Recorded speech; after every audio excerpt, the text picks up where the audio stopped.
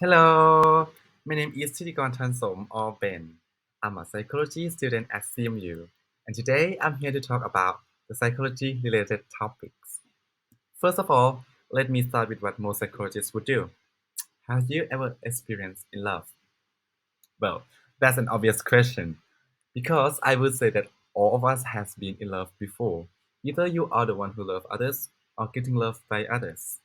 But the fact that all humans are different in one or the other ways makes us experience and perceive love differently too. So, our topic for today is about the psychology of love. But before moving on to our theory of today, let's talk about what is love. Love is an innate trait that everyone has. It's the feeling of attraction and affection towards others. Some people say love is an emotion, but some psychologists see much more than that. They study love in different aspects including social and physical perspective. Love is composed of sets of emotions and behaviors. They also have an effect on our body and they cause us to interact with each other in a certain way. And the theory that I would like to bring up today is the Lee's color of love theories. Lees is a Canadian researcher, academic and political activist who studied the sociological and psychological aspect of love and sexualities. One of his well-known studies is called the color of love theory, which he explained love in a different styles using the concept of the color of wheel.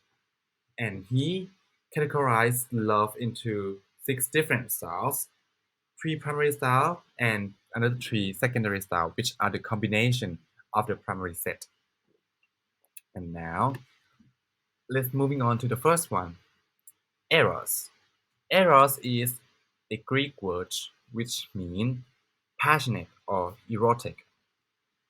This type of love involves both physical and emotional attraction towards the partner, and sometimes this style of love is seen as the love of sensualities, where we would feel love through all of our senses, such as taste, sight, hearing, smell, and touch. And as stated above, Eros love consists of both physical and emotional factors, and most of the time it starts from a love at first sight situation. A love at first sight situation is when you meet with someone for the first time and without any clue about who they are, you suddenly just build a certain interest in them. Then the emotion of intimacy start to develop, and at some point it will be so intense that you want to get into a close physical relationship with them. And next we have a storge. Storge is also a Greek word which means a familial love. This kind of love develops from people who are close together, such as family. But not only in family that can develop this kind of love, but also in a group of people that works together for quite a long time too. For example, an organization. Another component of Storge is having similar interests, values, beliefs, or goals together. This would make people interact with each other more, building more intimacy between them, resulting in group support if one member encounters a problem. And even though Storge form from being close together, it's more about psychological inclination rather than a physical inclination. In more simply term, just doing things together doesn't lead to Storge, but you have to have something in common with your group to form a Storge as well. Well, as I said, the example of Storge is a family and organization. And last but not least, for the primary colors, we have the ludus. Ludus is a Latin word which means gain. Love in this style is only based on a close and intimate relationship, but only because they just want to have fun with the other person. The person who has this kind of love style tend to retain the main relationship that they want to hold on to in order to assure that they would have a partner or a relationship. In the meanwhile, they would flirt with the others and might have several affairs too. And because they see love as a trick or games where they play with their partner, they aren't really committed to the partner. And most of the time, they enjoy being loved by others. Sometimes they might show a sincere love to the partner, but that is only to hold on to the being loved situation. Once they feel fulfilled enough or just simply start to get bored, they would end up the relationship right away and without any much concern for the partner. And that's it for the primary style. Well, we can see a huge difference in each style. And now let's us talk about the secondary style, which are the combination of the first set. And first one we have pragma, and pragma is formed from ludus and storge. Is a Greek term for business or practical. And this kind of love relates to the benefit that the partner provides, either social or financial benefits. And pragma love lacks of emotional attraction and commitment, but just simply rational thought of how they are benefited. This includes the love to certain characteristics of the partner that would end up beneficial to them in some kind of way.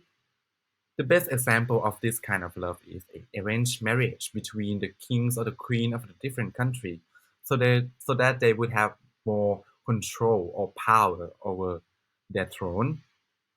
Or um, we would see in a couple such as a superstar that their couple just be with them because they want to be famous or because of their body or hotness.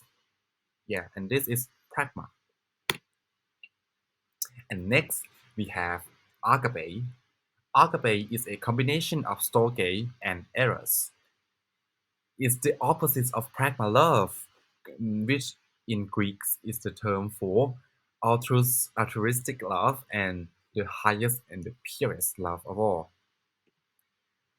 The person seek no advantage in taking care of their partner, and they love their lover unconditionally, and neither of jealousy or obsessiveness are shown in this kind of love. The best example for this style of love is the love of God to man and the love of man to God. But the funny thing is, I found out that agape lover would usually enjoy their sex life, and most of the time they want to do their best in it, which is a little bit contrast to our example, but that is agape. And last but not least, we have mania. And mania is a mixture of eros and ludus. It's a Greek word term for obsession, as in the mental illness aspect. Another word that would describe this type of love is madness. The person who is obsessed with someone would feel an intense need of the beloved, and this kind of love is an insecure love. And many a lover would depend on their partner and are afraid of being left behind. This would lead to the extreme fantasy of love and ignore the bad part of a relationship. And most of the time, they would experience an extreme high and low situation, such as arguing, fighting, making love, sweet talking in their routine, end up like a mad love, like their names. And the obvious example of this kind of love is, you know, every toxic relationship. That there's gonna be one part who have a mania love style. They're gonna forget all the bad part of their love life, and they're gonna live in their extreme fantasy world of love with their partner. And in the end, Lee said that we all have these six kind of love styles within us, but it's only the matter of the intensity of each one and individual process. And if you want to find out more, I put a link for the description down below, and you can go and check that out. And that's it for today, and hope you enjoyed it. Bye!